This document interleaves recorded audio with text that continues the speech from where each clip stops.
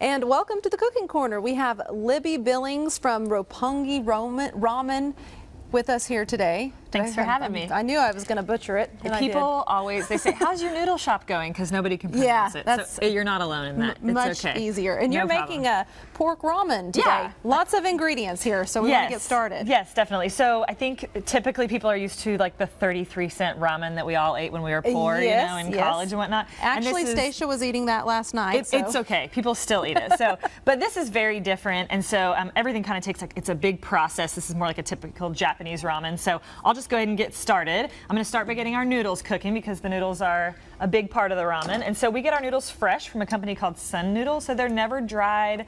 If you've ever had a noodle from like the grocery store, a dry noodle versus a refrigerated one, the refrigerated ones are so much better, or a fresh made noodle. So that makes a big difference whenever you're getting fresh ramen versus the dried stuff.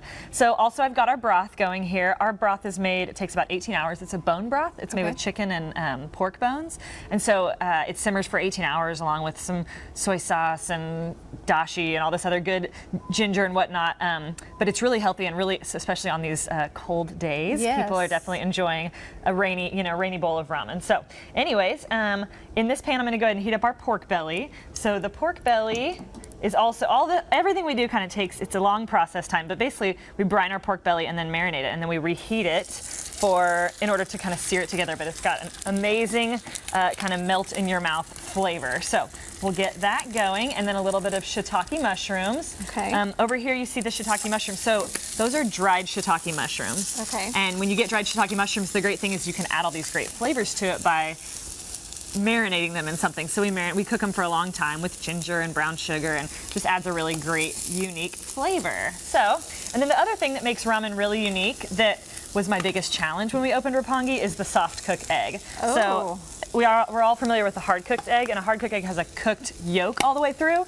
whereas a soft cooked egg, the yolk is still runny. So we will crack this bad boy open so you can see it takes exactly 6 minutes. You boil it in the shell, and whenever you get it out, you have a perfect soft cooked egg. So you have to be a fan of the runny yolk. But have to be skilled to do that. I know, right? Okay, so we're gonna go ahead and get our ramen going here. We got our pork belly searing, and we'll get our noodles out of the pot. So we can start plating.